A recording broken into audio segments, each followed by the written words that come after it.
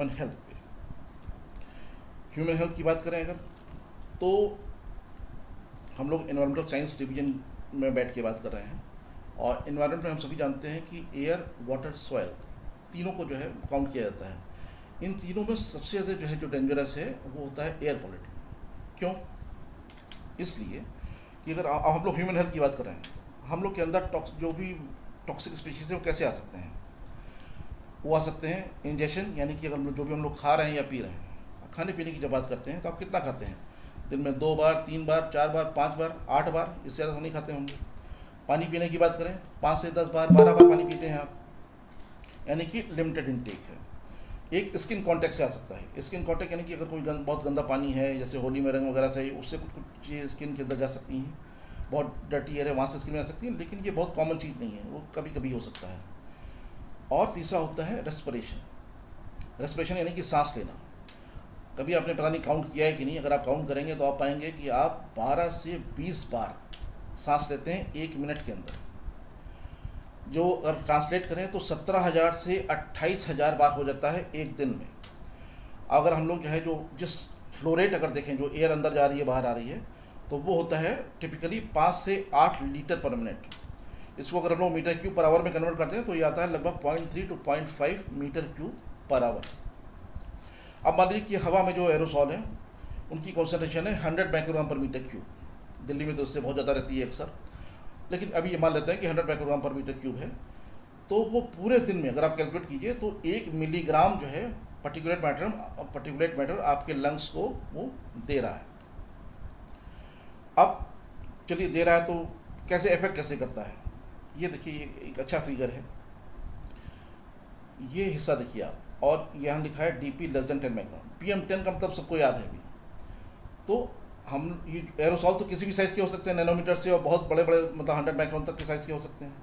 लेकिन भगवान ने जो हम लोग की नाक डिज़ाइन की थी तो इस तरीके से की कि जो 10 माइक्रोन से छोटे पार्टिकल होते हैं वही अंदर जा सकते हैं। 10 माइक्रोन से ऊपर वालों को अपनी नाक ही रोक देती है बाहर, लेकिन जो 10 माइक्रोन से छोटे होते हैं वो अंदर जा सकते हैं। तो 10 से और 2.5 तक वाले जो है नाक से गले के बीच तक वो जा सकते हैं। जो और छोटे होते हैं 2.5, PM2.5, वो अंदर लंग तक जा सकते हैं। और छोटे होते हैं जो PM1, वो बहुत डीप लंग, बहुत डीप लंग में जाओगे तो वो एल्वियोली बोलते हैं, वहाँ तक पहुँच सकते हैं। और जो अल्ट्रा फाइन यानी कि PM.1 या 100 नैनोमीटर, लेस देन 100 नैनोमीटर, जो नैनो पार्टिकल्स हैं, उनकी कैपेसिटी ऐसी होती है कि वो एक बार अंदर पहुँचे तो वो अंदर की खाल के अंदर से घुसते हुए जो है ब्लड स्ट्रीम में आ जाते हैं। और ये हम सभी समझते हैं कि एक बार हमारे खून के अंदर कोई चीज़ पहुँच गई तो बॉडी के किसी भी पार्ट में पहुँच सकती है फिर। और जब किसी भी पार्ट में पहुँच सकती है तो किसी भी तरीके से इफेक्ट भी कर सकती है। तो यहाँ पे क्या हमने समझा कि साइज मैटर, कितना गहराई तक जा सकता है। यानी कि अगर बड़ा पार्टिकल होगा तो वो नाक वाले हिस्से में रुक जाएगा, बहुत छोटा पार्टिकल होगा, नैनो पार्टिकल होगा, तो वो हम लोग के खून के थ्रू बॉडी के किसी भी पार्ट तक पहुँच सकता है।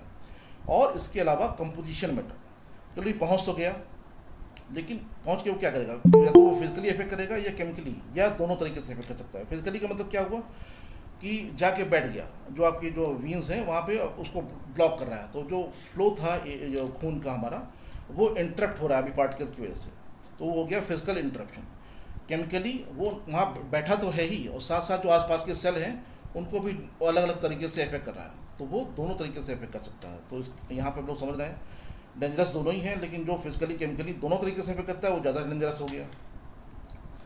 अब अधिकतर हम लोग जितना भी आमतौर पे पढ़ते हैं कि जो एरोसॉल या बैड एयर क्वालिटी होती है वो हम लोग के रेस्पिरेटरी सिस्टम को, यानी कि सांस रिलेटेड जो भी बीमारियां हैं उसका कारण बनती है, या और कि हार्ट अटैक वगैरह भी इससे आ सकता है, ब्लड क्लॉट वगैरह हो सकता है इससे। यहाँ तक पहले बात करते थे लोग, लेकिन जैसे जैसे स्टडीज़ बढ़ती जा रही हैं उन्होंने पाया कि ये तो है ही, इसके अलावा ये हम लोग के दिमाग पे असर डाल सकता है। अल्जाइमर या कॉग्निटिव डिक्लाइन, इसका मतलब होता है, अल्जाइमर का मतलब भूलने की बीमारी। अब हम लोग देखिए बड़ा कॉमन हो गया कि हम लोग अक्सर भूल जाते हैं कि क्या बोला था अभी, या कुछ बोलते समय भूल जाते हैं कि क्या बोलना है।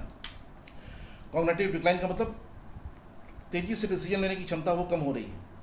नर्वस सिस्टम, हम लोग के हाथ, पार्किंसन डिसीज, जो अपना देखा होगा कुछ लोगों के हाथ हिलते हैं कुछ पकड़ने में, तो वो होता है पार्किंसन डिसीज। तो air pollution can affect nervous system also. Then it can affect renal system, ये हम लोग की किडनी को अफेक्ट कर सकता है। It can effect endocrine system, जो मोटापा और डायबिटीज़ वगैरह भी, ये सब अलग अलग रिसर्च हैं जो लगातार देखी जा रही है कि किस तरीके से एयर पोल्यूशन हम लोग के बॉडी को अलग अलग तरीके से अफेक्ट कर रहा है। और it can also affect our reproductive system, it can diminish fertility, it can cause premature birth, it can cause low birth weight. और बहुत अभी नए नए लगातार स्टडीज आते जा रहे हैं जहाँ पे अलग अलग दिखा रहे हैं कि हम लोग को एयर पोल्यूशन बहुत तरीके से अफेक्ट करता है।